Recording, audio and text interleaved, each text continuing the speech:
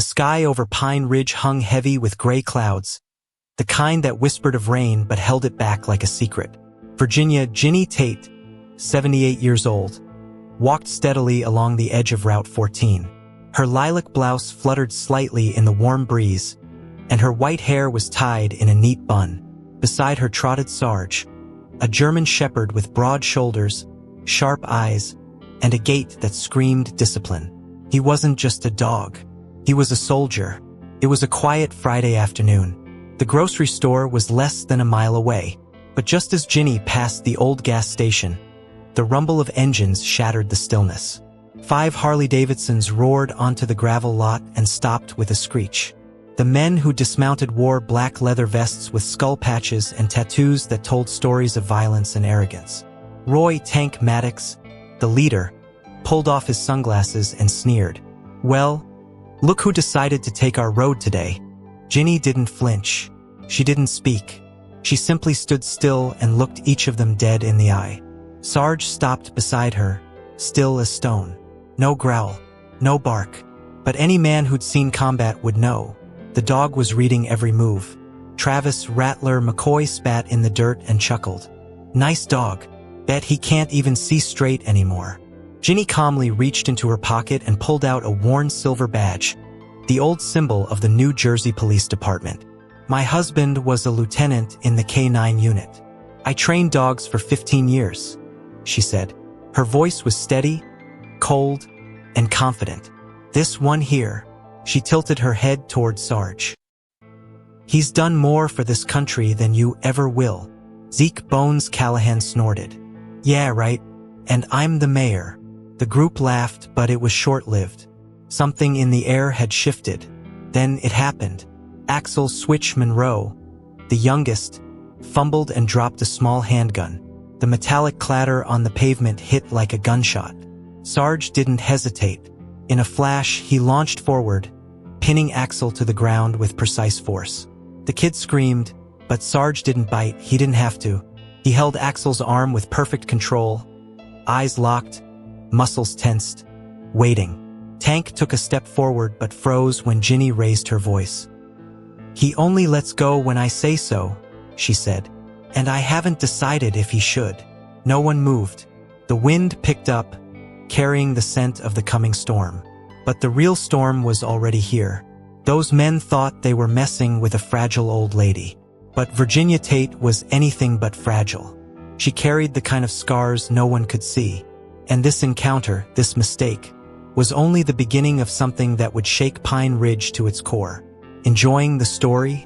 Then go ahead and hit that like button and subscribe to the channel. The story is far from over, and what's coming next will leave you speechless. We're on our way to 100,000 subscribers, and you can be part of that journey.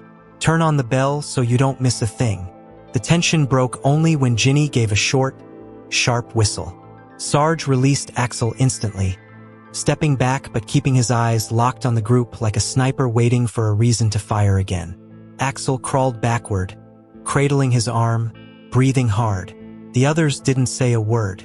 No one dared. It was like they'd seen a ghost or something worse. Without another glance, Ginny turned and resumed walking, Sarge falling in step beside her as if nothing had happened. They didn't speak on the way home. Ginny rarely did when her mind was racing. The gravel crunched beneath her sneakers, and the sound reminded her of training grounds long gone. Sarge walked a step ahead now, alert, ears twitching. He was in a different mode, and she knew it. He hadn't just reacted to the dropped gun. He'd read the tension in the air, the threat behind the fake bravado. Some things never left a dog like him.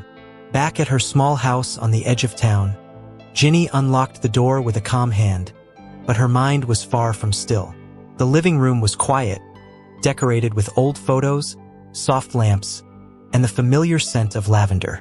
On the mantel, a black and white photo showed a much younger Ginny, in uniform, standing beside a man in military gear, her late husband, Tom Tate. Behind them stood a line of K9s. Sarge wasn't in the photo, but he belonged to that same world. She sat down slowly, watching as Sarge curled up on his mat near the window, still watchful. "You remembered," she said softly. more to herself than to the dog. His ears flicked, acknowledging her voice. That command, the whistle, had been one of the last things Tom had taught the dog before retiring. Sarge had been Tom's partner first, until Tom's heart attack left Ginny alone. And that was when the dog became hers. But it wasn't just companionship. It was protection, trust, history. Ginny stood up and walked over to a small metal box she kept in the cabinet beneath the old record player. She hadn't opened it in years. Her fingers hesitated on the latch. Inside were letters, a thumb drive, a service medal, and a folded piece of paper with coordinates. It wasn't random. It was something Tom had left for her. A piece of unfinished business he never explained. And she had chosen to bury it literally and emotionally. Until now, the encounter with the bikers wasn't just a fluke. She could feel it. That group, their presence in Pine Ridge, the way they reacted to Sarge, it triggered something. A memory. A gut instinct honed by years of service and silence. Something wasn't right. And the past she'd spent decades running from might be forcing its way back into the light. One threat at a time. The next morning came with an uneasy stillness. Pine Ridge was the kind of town where news traveled faster than cars. And Ginny knew yesterday's incident wouldn't stay quiet for long. She sipped her coffee slowly, eyes fixed on the local paper. Nothing yet. No mention of 5 outlaw bikers harassing an old woman. And definitely nothing about a retired K9 nearly taking one down in public. That silence told her one thing. Someone wanted it kept quiet. She grabbed her keys and left the house, Sarge close behind as always. Instead of heading toward the market or the park, she walked down to the local library.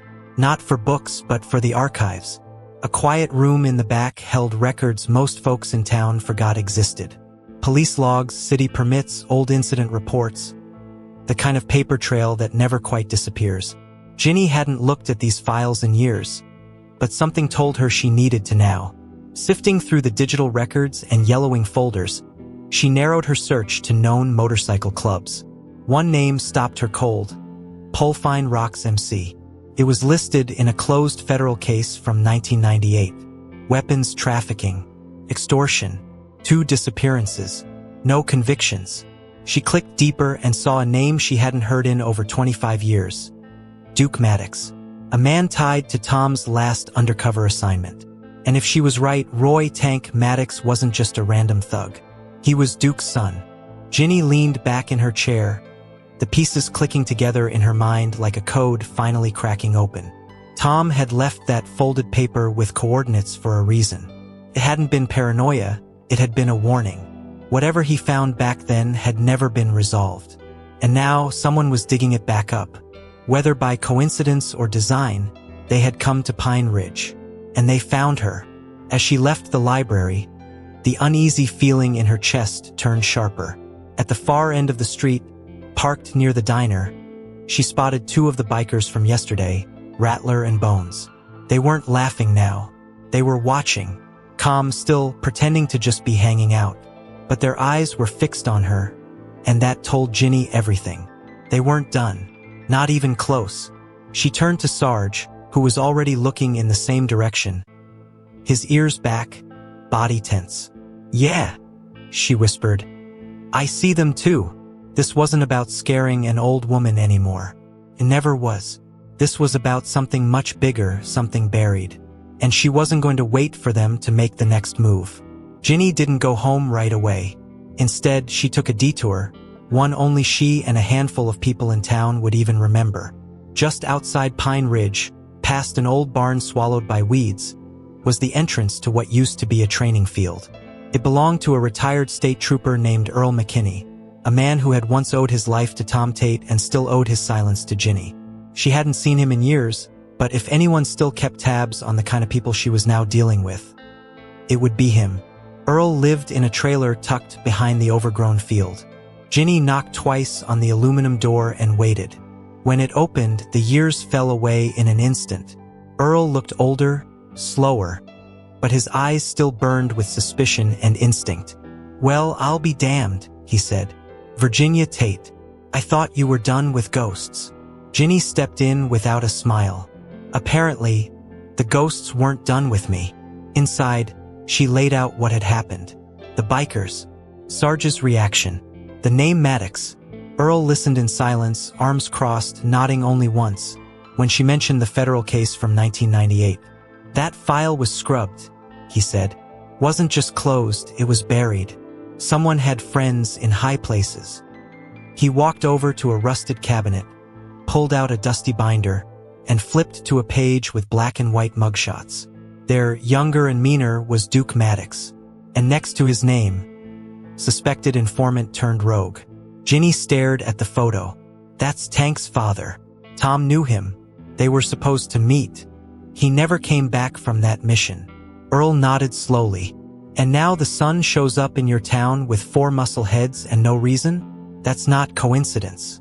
That's follow-through. Ginny felt the familiar cold settle in her chest. The feeling she hadn't allowed in decades. A mix of fear, clarity, and resolve. When she returned home, the sun was starting to fall behind the hills. But something was off. The gate to her backyard, the one she always locked, was ajar. Sarge growled the moment they approached. He didn't bark. He didn't charge. He simply froze, staring at the bushes near the back fence. Someone had been there, recently, and left fast. Ginny walked to the back door. It was locked, but the screen had been tampered with, just enough to let someone peek in or leave a message. On the porch chair sat an envelope. No name, no return address, just her street number, written in shaky ink. She didn't open it. Not yet. She simply turned to Sarge and whispered, "Looks like we've been found." But deep down, she knew they'd never really lost her. Ginny sat alone at the kitchen table, the envelope resting between her hands like a live wire. The house was quiet, but her heart wasn't. Sarge paced near the back door, uneasy. The dog knew. Somehow he always did, that something was off. Ginny didn't rush. She hadn't survived everything she'd seen by acting on impulse. But still, she opened it. Slowly, carefully. Inside, there were 2 things, a photo and a map. The photo was old, faded, but she recognized the faces instantly. Tom, her husband, standing beside a younger Duke Maddox. But there was a third man in the background, partially turned, wearing the same badge Tom once carried. She squinted. The date scrawled on the back read June 12, 1997. That was weeks before Tom's last mission. The one that ended with a closed casket and too many unanswered questions. Her fingers trembled slightly as she turned to the second item. The map was hand-drawn but familiar. A section of forest just beyond the ridge outside town. The same coordinates Tom had left her years ago. The location circled in red was labeled with one word, vault. That word hit her harder than anything else.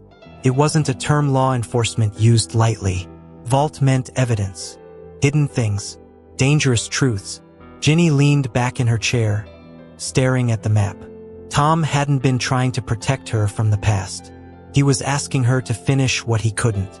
She stood, grabbed a flashlight, and opened the hallway closet. Behind the coats and a box of Christmas lights was an old military duffel, untouched for over a decade. Inside were items she'd promised herself she'd never use again. A flare gun, a utility knife, a handheld radio, and a thick leather folder marked Personal Classified. Sarge sat watching her, ears perked. "We go at dawn," she said aloud, as if commanding herself as much as the dog. "Before they realize I remember how to hunt." That night, sleep didn't come. Ginny lay awake, listening to every creak in the old house, every wind gust against the windows. Sarge stayed beside the bed, unmoving. Her mind played loops of the past. Tom's voice, his last morning at home, the way he kissed her forehead and said, "If I don't make it back, you'll know what to do." She hadn't known then. She wasn't ready. But now there was no other choice. At first light, she loaded the old Jeep with supplies and took one last look at the house. Not out of fear, but out of habit. She wasn't running. She was returning to a truth long buried, to a mission left unfinished, to a version of herself she thought she had buried along with her badge. And as the engine turned over and Sarge jumped into the passenger seat, Ginny whispered to herself, "Let's see what they tried so hard to keep hidden." Do you think Ginny will uncover the truth about what really happened to Tom? Or are some doors better left closed? Tell me in the comments. Would you go all the way for someone you love, even if it meant facing your darkest fears? The forest beyond Pine Ridge was thicker than Ginny remembered. The trail had faded over the years, almost completely overtaken by moss and underbrush. The early morning air was damp and quiet, except for the crunch of her boots and the steady breath of Sarge walking beside her. She kept the map folded in her jacket pocket, checking it every few minutes. The red circle marked a place just past an old hunting cabin. A cabin she and Tom had once used for surveillance, long before everything went sideways. They reached it after nearly an hour of hiking. The structure was still standing, barely, rotting wood, broken windows, a collapsed porch. But it wasn't the cabin she was after. Behind it, hidden under a thick patch of brush, was a trapdoor set into the earth. Rusted, bolted shut, but still intact. Ginny cleared the debris carefully, her breath catching as the word vault appeared etched into the metal. Whoever left the map hadn't been guessing. They knew exactly where this was. She pulled the bolt cutters from her pack and snapped the old lock. The door creaked as it opened, revealing a steep set of stairs descending into darkness. She clicked on her flashlight and gave Sarge a quick look. He didn't hesitate, he went first. Always did. Ginny followed, one hand on the wall for balance, the other gripping her light. The air inside was cold and stale, heavy with dust and something else, the scent of oil and paper long forgotten. The room at the bottom wasn't large, but it was organized. A steel table, several filing cabinets, 2 wooden crates marked with military serial numbers.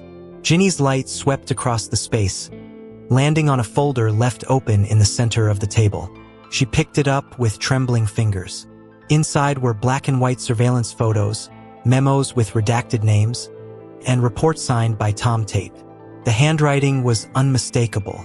These were from the final mission, and they painted a far more complex picture than what she'd been told after his death.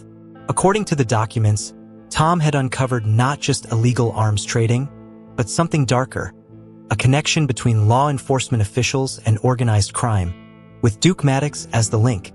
The final pages detailed a planned meeting, the same one Tom never returned from. But what shook Ginny most was the last entry. A handwritten note, barely legible. Not everyone on our side is clean. If I don't make it, don't trust the badge. She sat down slowly, the weight of it all crushing her chest. This wasn't just about a gang resurfacing. It wasn't revenge.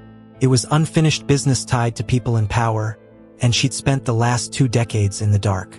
But not anymore. Someone had kept this vault intact, maybe to use it, maybe to destroy it later. Either way, they knew she'd find it. And now that she had, they'd be coming. By the time Ginny climbed out of the vault, the air had changed. The woods, once still and quiet, now felt like they were holding their breath. Sarge paused at the top of the stairs, ears perked, body still as stone. Ginny followed his gaze toward the tree line. Movement, subtle, shadows shifting where there should have been none. She stepped back, lowering herself slightly as instinct kicked in. Not fear, but readiness. They weren't alone anymore. A low voice echoed from behind the trees. You found it, didn't you? It was Tank Roy Maddox. Calm, smug, and just close enough for his words to carry. Ginny's grip on her flashlight tightened. She couldn't see him, but she could hear his boots crunching through the undergrowth. We've been watching you, he continued. Thought maybe you were just a crazy old lady. But now I know you're the real deal. Just like your husband.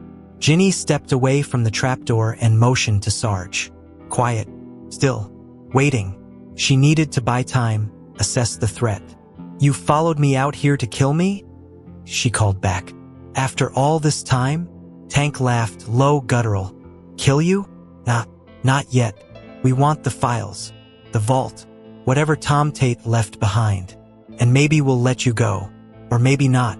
Depends how polite you are. His voice drifted off as another man appeared from the brush. Rattler, gun visible at his side. She counted the seconds in her head. 2 visible men, likely more in the trees. She was exposed out here. She didn't have numbers, but she had something they didn't. Foresight. Ginny reached into her pack slowly and triggered a silent beacon attached to her old radio.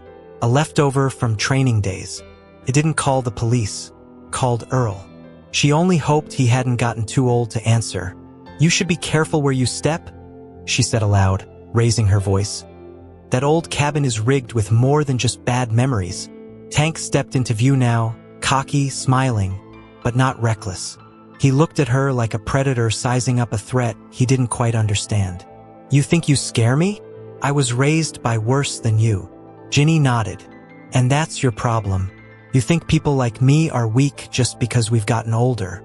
But I've buried men stronger than you, and trained dogs faster than your bullets." Behind her, Sarge growled low, the sound of a war dog holding the line. Ginny didn't move.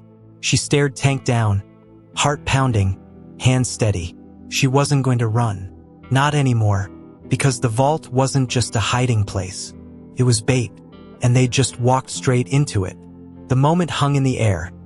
Ginny standing tall beside the crumbling cabin, Tank and Rattler advancing like wolves who thought they'd cornered a lamb. But Ginny wasn't prey. Not today. She'd spent years quiet, grieving, hidden behind soft words and polite smiles. But beneath all that, the fire had never gone out. It had just waited for the right moment to burn again. And now, surrounded by men who thought they were the hunters, she was about to remind them who she used to be. Tank took another step forward, hand on his weapon. "Last chance, lady," he growled. "You hand over what's down there, or I—" He never finished the sentence. Sarge launched forward with terrifying speed, muscles coiled like a spring, jaws locking onto Rattler's arm before the man could draw his gun. The biker screamed and dropped to the ground, Sarge pinning him with military precision. Ginny moved just as fast, grabbing the flare gun from her bag and firing it straight into the sky. The red burst exploded above the trees. Not for show, but for signal. Backup was on its way. Tank hesitated, the shift in power instant. He looked down at Rattler, then at Sarge, and finally back at Ginny. "You've made a big mistake," he hissed. Ginny didn't flinch. "No," she said calmly. "The mistake was thinking I was alone." And as if on cue, the distant sound of an engine echoed through the trees. Not a bike, a truck. Earl. Reinforcements. From the tree line, 2 more bikers appeared, Bones and Switch, guns drawn but unsure now. The situation had changed. This wasn't a scare tactic anymore. This was a standoff. Ginny raised both hands, not in surrender, but to show control. "You fire those guns," she warned, "and you won't live long enough to regret it. You're on my ground now, and I'm not the one who needs forgiveness." The sound of gravel crunching came fast and loud as Earl's old pickup skidded to a halt just beyond the ridge. He stepped out, rifle slung over one shoulder, eyes locked on Tank. "Looks like I'm just in time," he said flatly. Ginny didn't look away from her target. "Oh, you're right on schedule." And in that moment, as the smoke from the flare drifted above them and the air thickened with tension, Ginny realized something deep in her gut. This wasn't the end of the war, just the beginning of the reckoning. The forest was alive with tension. Earl stood beside his truck, rifle aimed but steady, eyes locked on Tank. The bikers hadn't moved yet, but Ginny could see it in their posture. They were calculating, deciding whether to retreat or escalate. And she knew one thing.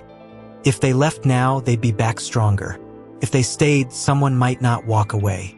Either way, it had to end here. Tank took one small step forward, slow and deliberate, his eyes never leaving Ginny. "You think that folder down there will save you? That exposing my father's secrets is gonna make the world care." His voice was bitter, cracked with rage. "People like you and Tom, always thinking truth matters. But truth gets buried, lady. It always does." Ginny's jaw tightened. "Then let's dig it up." Without warning, Bones raised his weapon. The move was clumsy, desperate, and it was all Sarge needed. He lunged again, this time forcing Bones backward into a tree, gun flying from his hand. Earl fired a warning shot into the ground that shook the moment into chaos. Tank ducked, rolled, and ran toward the vault, toward the evidence. "No!" Ginny shouted, chasing after him with a speed that surprised even herself. She reached the trapdoor just as Tank began to climb down. Grabbing the edge of the metal hatch, she slammed it shut with everything she had and locked it from above. The clang echoed through the woods, followed by the thud of Tank pounding from below. "You can't keep me in here," he screamed. "You think this changes anything?" Ginny leaned over the hatch, breathing hard. "No, but it stops you long enough for the truth to get out." She backed away, turning to Earl. "We need to call the marshal now and get this place protected." Earl nodded, already pulling out his satellite phone. Meanwhile, Sarge stood over the injured bikers, teeth bared, body still in full defense mode.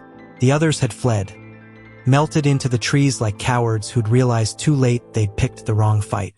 As the sirens in the distance finally echoed toward them, real law enforcement this time, Ginny looked down at her hands, still shaking slightly, not from fear, from release.